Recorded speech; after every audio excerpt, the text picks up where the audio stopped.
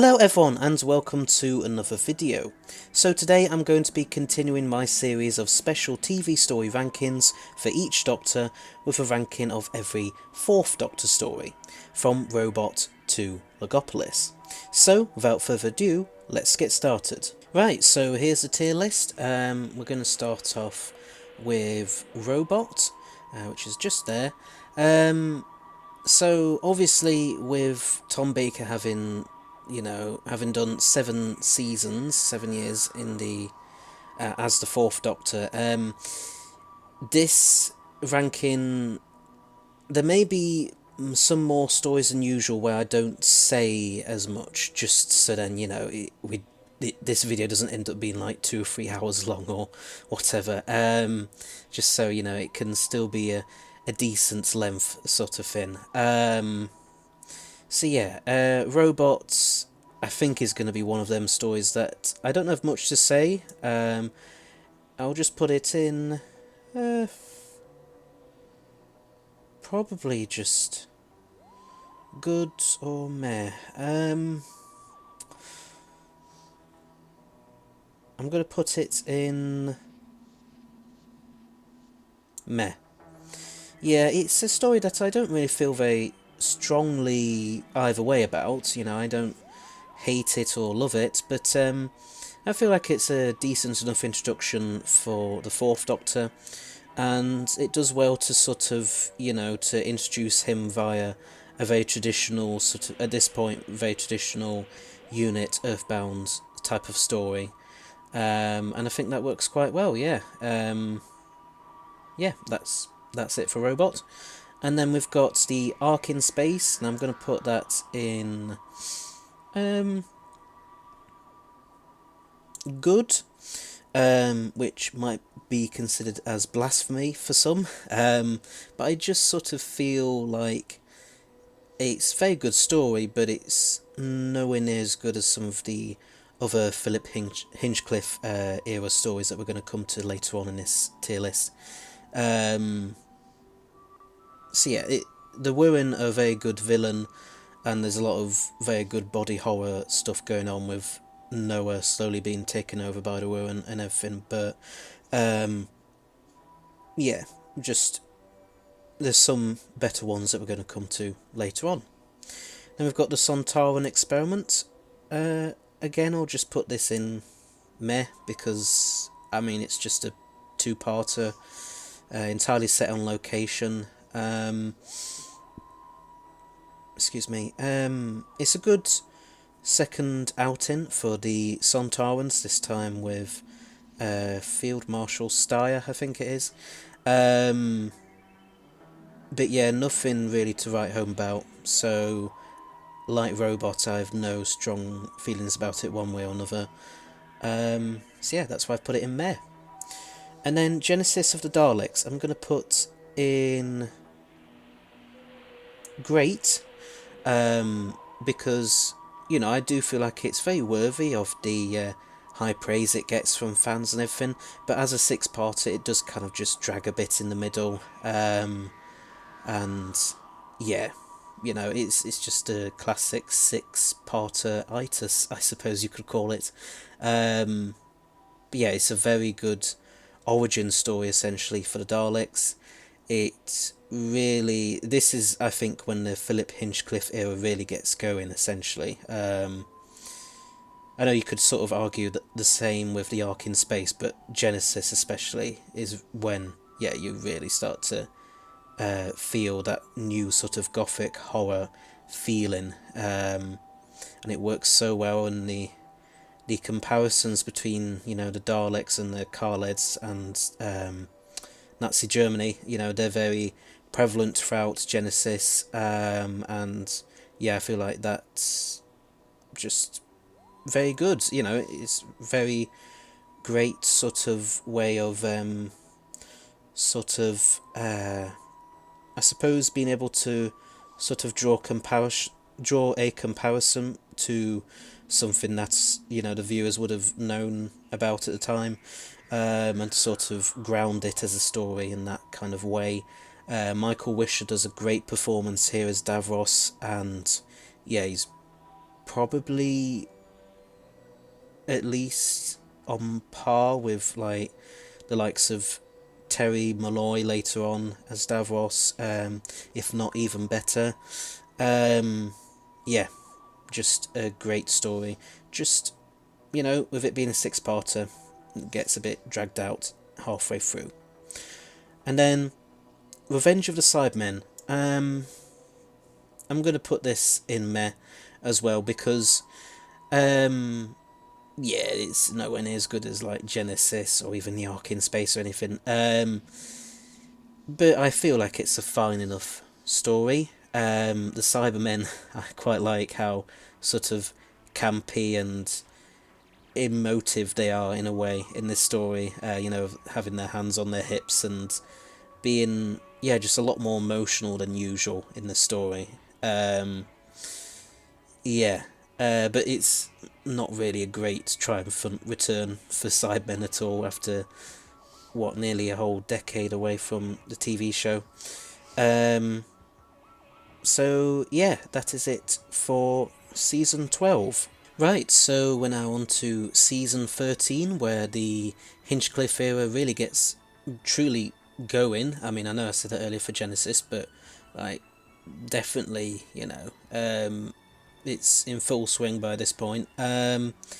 So we come on to Terror of the Zygons, which I'm going to put in, put it in great alongside Genesis. Just a very great story. Love the, at least a good chunk of it being set in Scotland. I think that makes for a nice sort of change. It's a bit of a shame that the Brigadier and unit are kind of just... that this is essentially the last time we get to see the unit family all together. Pretty much. That is a real sort of shame. But yeah, it's just a great, memorable story. And then we come on to... where is it? Oh, Planet of Evil. I must confess I really did not care much for this story. I'm probably going to put it in... meh or awful, I'm not too sure.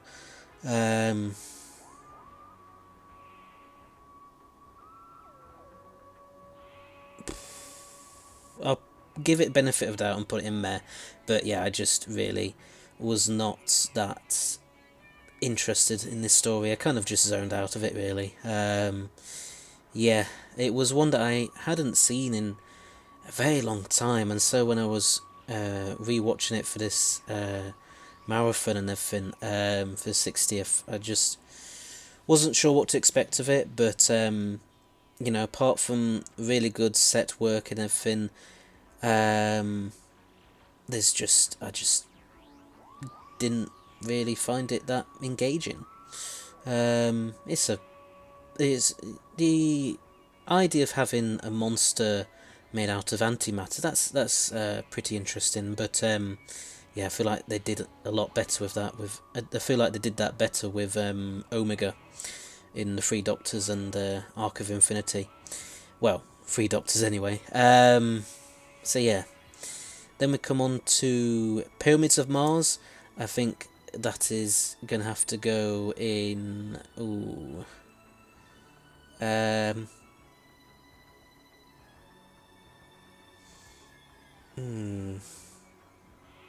Goat, great or goat? I'm going to put it in great. Again, might be blasphemy for some people that I'm not putting it at the very top, but I do think it's a really good story. Certainly, again, worthy of the high praise it gets from fans. Just kind of just... I don't know. I don't think I can really justify this. Sorry. Let's just move on. The Android Invasion. I'm gonna put that in good. pretty good, interesting enough story. Nothing special though, but nice to see Benton and Harry Sullivan again, even though it's without the Brigadier and that much of a unit presence this time, which is a real shame.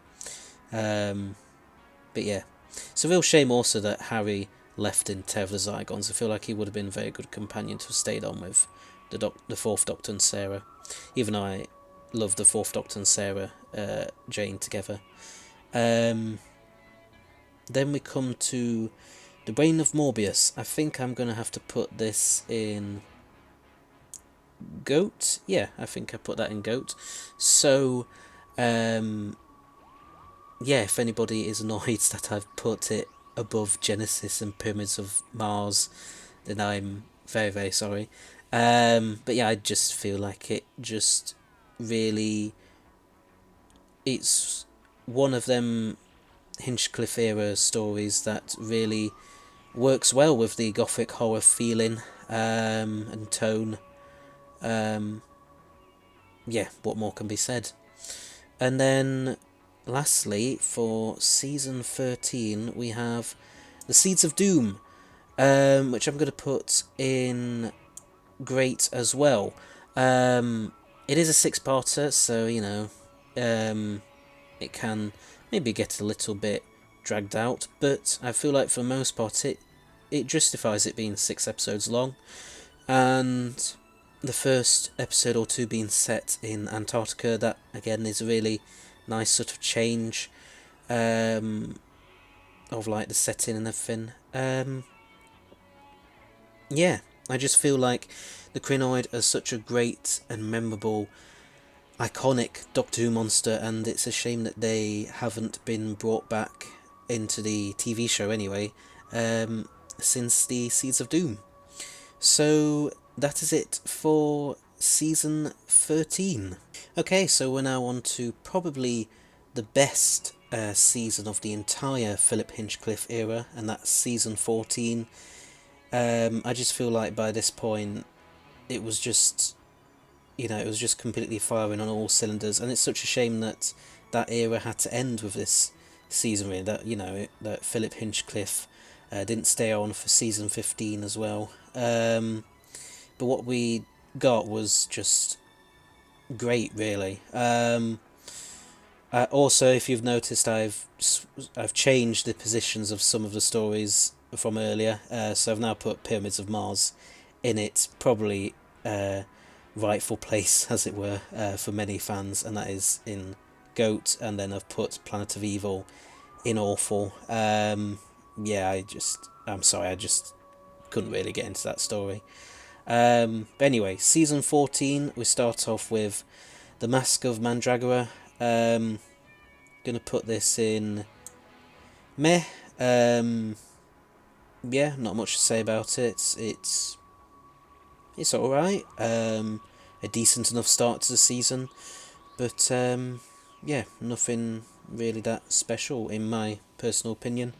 And then we come on to the Hand of Fear, which I'm going to put in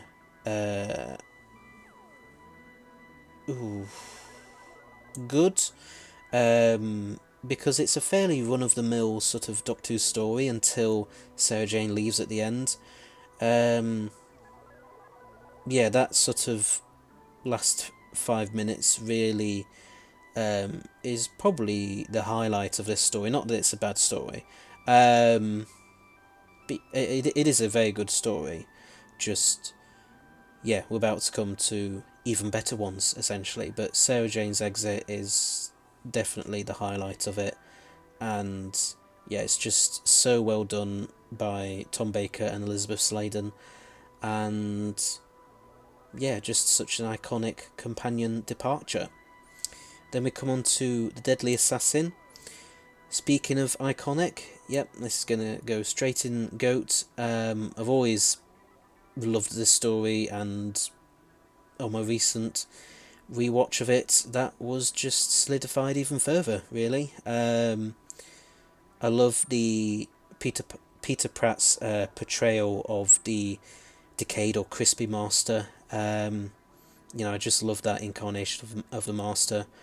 How he's just so desperate and just willing to, and just really, and willing to do pretty much anything just to save his own life, save his own skin.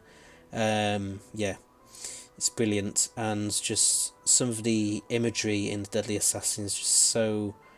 I mean, the Matrix scenes are just so great, so brilliantly written and acted. Yeah, just such a thrilling story. Then we come on to The Face of Evil. Gonna put that in. Whew, I'll put it in good. I don't enjoy it as much as The Deadly Assassin, but I feel like it's, a pretty decent, good enough story. A very good introduction for Leela.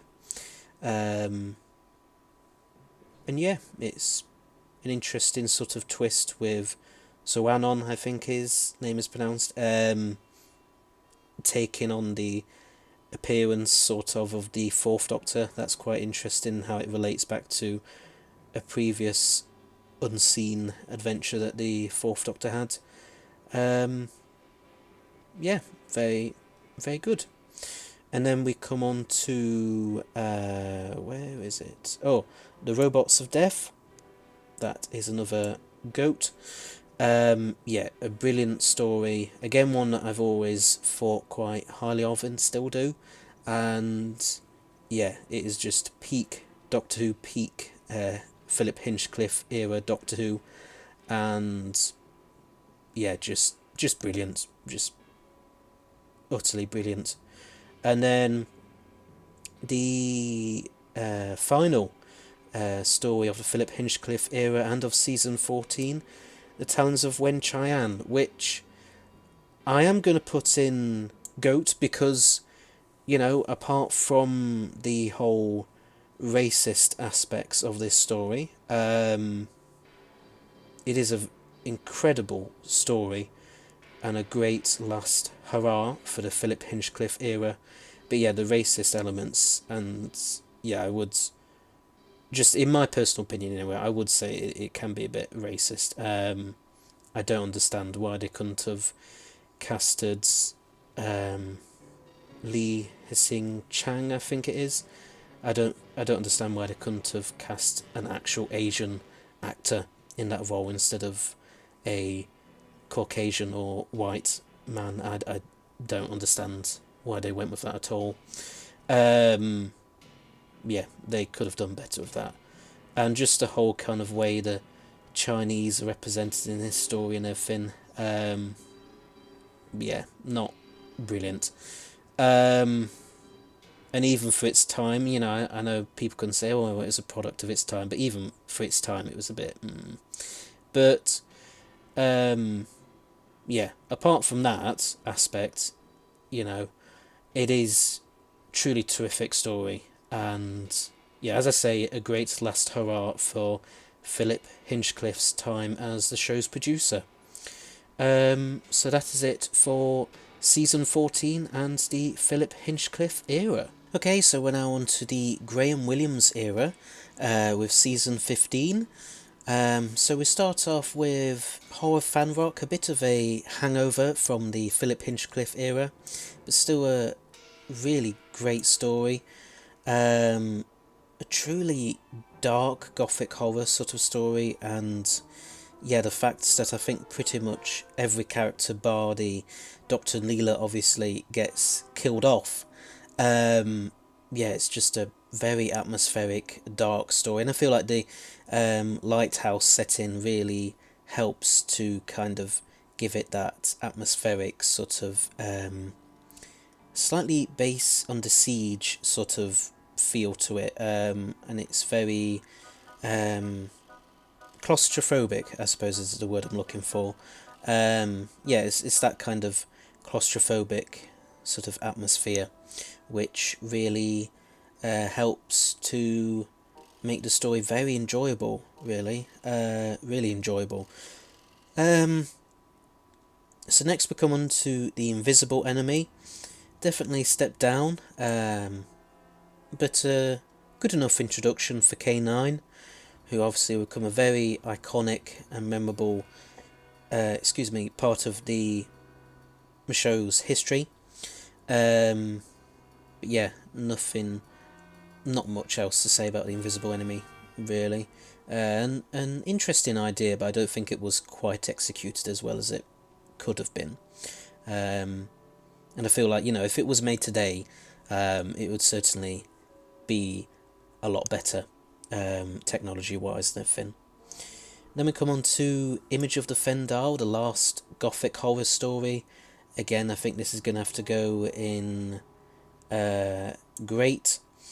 As I say, the last gothic horror story, and it really, it gives that genre of Doctor Who story one last hurrah. I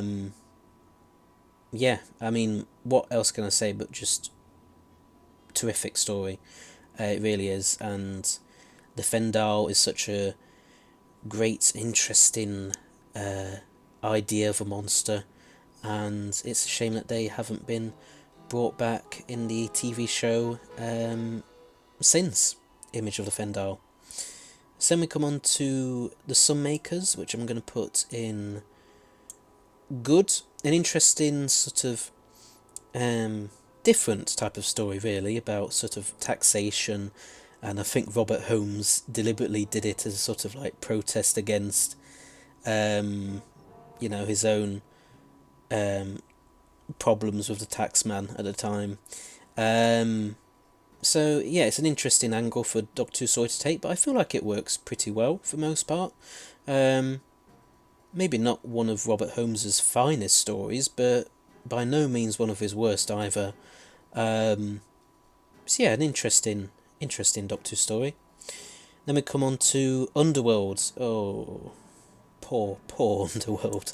Yeah, I'm sorry. I feel really horrible putting it in awful, but the fact of the matter is it just doesn't work. It just, effects wise, setting most of it on CSO. I know it was a budget thing mostly, but no, I'm sorry, I just don't think it works that well at all. It could have done it. It's a interesting enough idea of a story that it could maybe have worked if it hadn't have been for the budget problems. And certainly nowadays I think it would work a lot better. But no, I'm sorry. I just feel like too much was going against it, unfortunately. It's a real shame, but because there's probably a decent enough story in there somewhere, but it just didn't come together. And you can tell that, Tom Baker, for instance, just a lot of the cast just look a bit bored out of their minds and bewildered and everything, because they're trying to figure out how on earth to act in predominantly CSO sets. Not great. And then we come on to The Invasion of Time, which I'm quite surprised it has not got much of a good reputation among fans, but I don't mind it. So I'm going to put it in good because I don't mind it really. I think it's quite funny how they just they used a lot for the TARDIS, for the scenes set in the TARDIS. They used like an old disused hospital or something, and didn't even bother to try and even paint some roundels on the walls or anything to try and make it fit in with the console room. But yeah, it's a fine enough story. I'm surprised that, like I say, it's not got a very good reputation. Because I don't think it's terrible. I wouldn't say it's perfect by any means. And the Sontarans don't even come into it until the last episode or two. But it's a good farewell for Leela and K9 Mark 1. It's okay. And then, that is it actually for season 15. Right, so we come to season 16 now, the Key to Time season. Well, we'll start off with the Ribos operation, which I was quite pleasantly surprised actually when I rewatched it, because again it's one of them stories I hadn't watched for such a long time. Um, so yeah, I was very pleasantly surprised by how it was not brilliant, but a lot better than I thought it was going to be. Um, yeah, um, yeah, I enjoyed it a lot more than I expected to, which yeah was quite a nice surprise really. Then we come on to the Pirate Planet. I'm going to put that in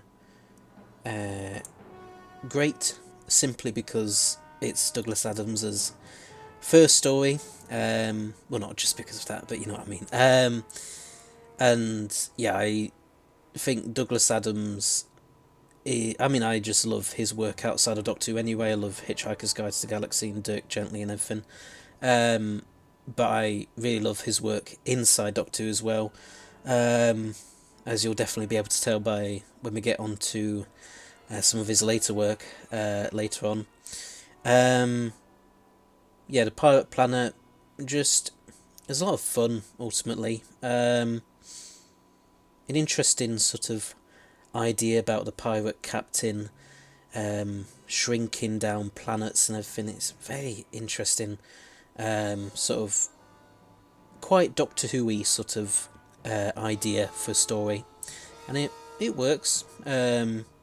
Maybe not as I don't think it's as brilliant as some of Douglas Adams's later stories, but yeah, it's still pretty solid outing.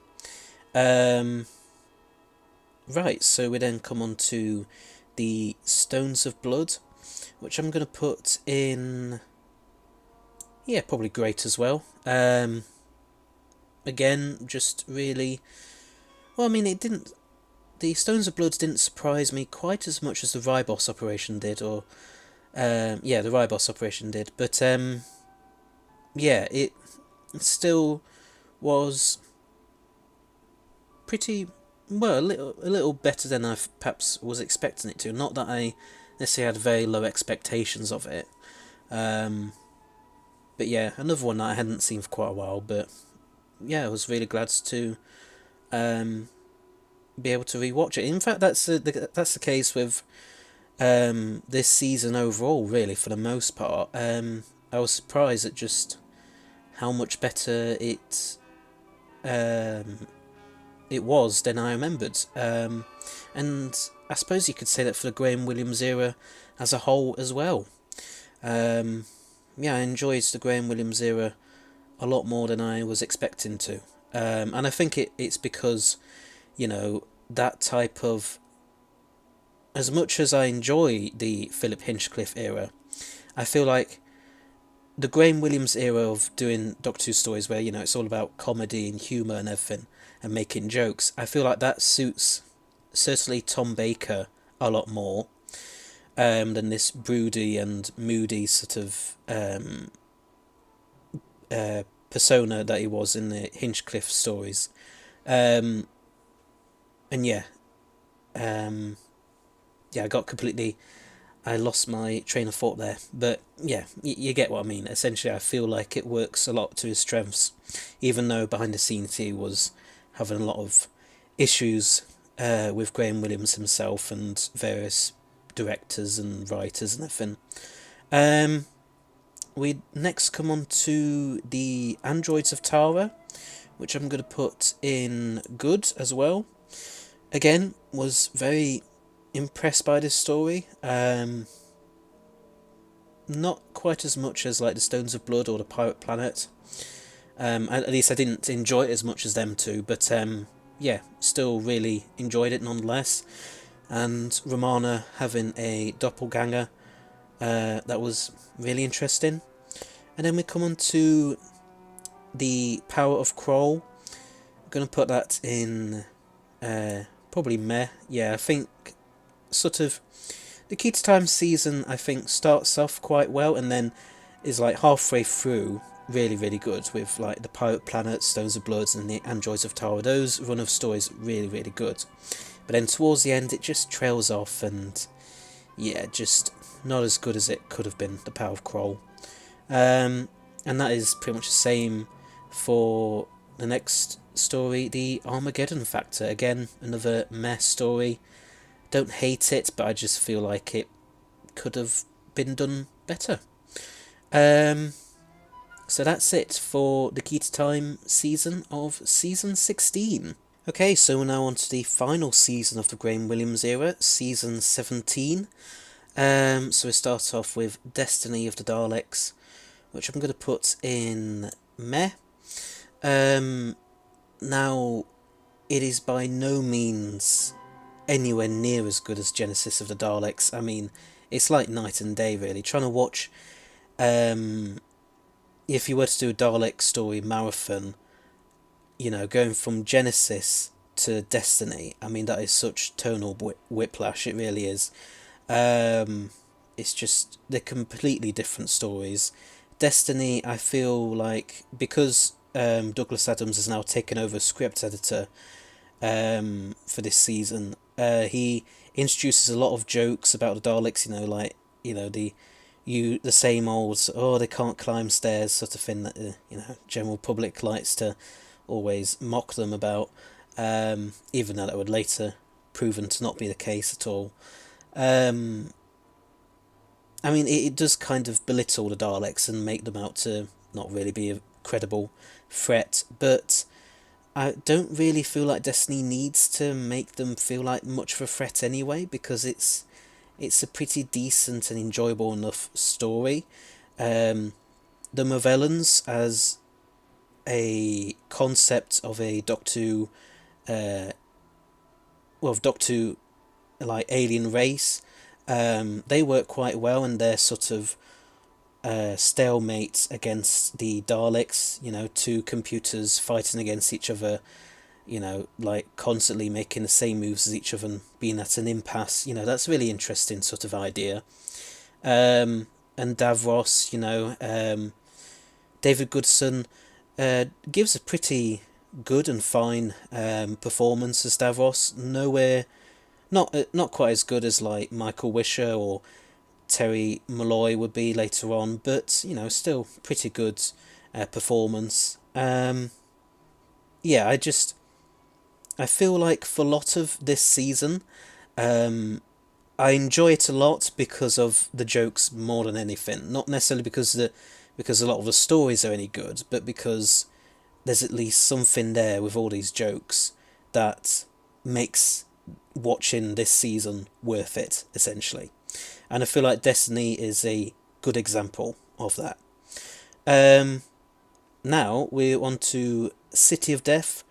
Instantly GOAT. One of my favourite Doctor Who stories of all time. Probably, I think this would have to be my favourite Fourth Doctor story. Yeah, I just love it to pieces. Always have done. I just find it so funny and hilarious.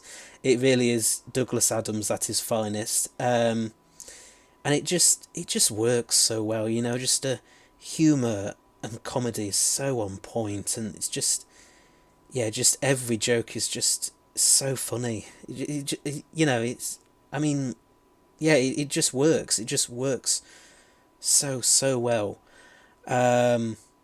Yeah, one of, yeah, as I say, as far as I'm concerned, one of the greatest Doctor Who stories of all time.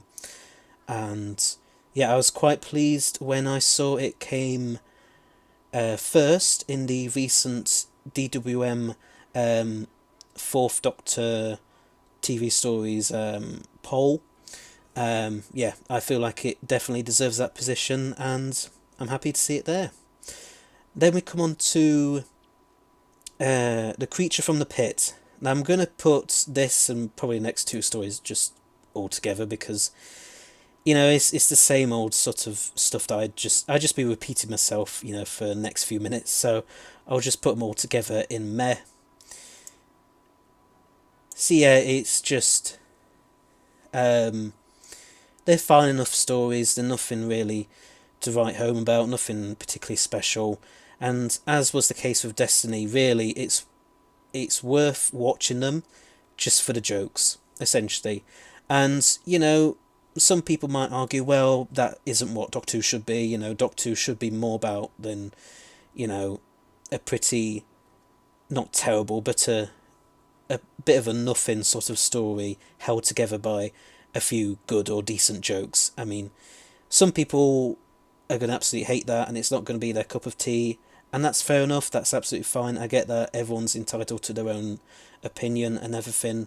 But for me, I don't really mind. You know, compared to some of what we're going to come on to in a few minutes with season 18, honestly, I would take season 17 as a whole over season 18 any day of the week. You know, it may not be the greatest run of stories, but you know, there's always something worth that makes it worth watching these run of stories, essentially. And then, lastly, we have Sharda. Obviously, it was never completed and broadcast on TV because of strike action or whatever the reason was. But you know, it still would have been a TV story, and so I've included it here. Yeah, it's nowhere near as good as City of Death, but it's still pretty enjoyable. Again, it's Douglas Adams doing what he does best. It is a shame that it wasn't completed because, yeah, I feel like it's gained this sort of mythical status really as this lost Fourth Doctor story, when it is a good story. It's just not really, it doesn't really live up to that when you actually sit down and just try to engage with it as a story, not with this whole mythical status, as I say, behind it. Yeah, it's nowhere near as good as City of Death, but it's still pretty good story. And yeah, certainly would have been a better ending for the Graham Williams era than the Horns of Nimon. But yeah, that is it for season 17. Now on to my favourite of all time, season 18. Yeah, we'll get to all of that in a minute. Right. Yeah. So season 18. Oh, brilliant. I'm so happy to be talking about this season. I really am. Yeah, I really do not like this season at all. I think it is such a massive letdown, and you know, it's for it to be the end of Tom Baker's time as the Fourth Doctor. I feel like he deserved better, quite honestly. I do not like Christopher Bidmead's take on Doctor Who. You know, being about trying to make it more about harder science fiction, you know, or trying to lean into the scientific ideas of the time. I don't mind it so much. I wouldn't mind it so much if it was like for the odd story or two, but having mostly a whole season about it, I mean, I just do not think it works at all. And it is real, again, it's real tonal whiplash going from the Graham Williams era to season 18. I mean, it's just, yeah, I just do not enjoy this season at all. I mean, there are some good stories in it, so, you know, it's not like I hate all the stories we're about to talk about, but, yeah, do not like season 18 at all. Leisure Hive, I'm going to put in meh. Nothing really worth talking about. I mean, it's fine. But yeah, could have been a lot better if, you know, David Fisher had just been allowed to sort of stick more to the Graham Williams, Douglas Adams type of telling the story instead of this new emphasis on the science, the sciencey bits. Yeah, just no. Then Meglos, no, awful. I did not care much for that story at all.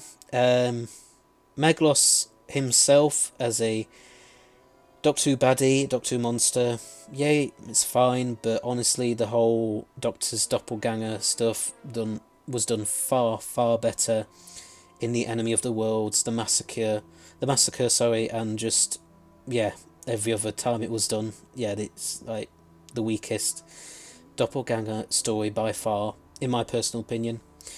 Then Full Circle, I'm going to put that in good, way, way better than the previous two stories. And, it's got an interesting idea behind it about evolution. I think that's at least, pretty interesting.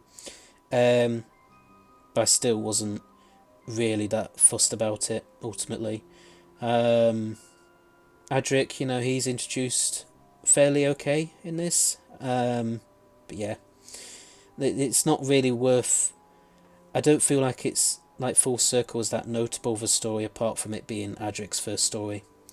And then we come on to State of Decay. I'm going to put that in greats because I feel like that's, again, a much better story than the previous few for this season. That's definitely one of the best of season 18.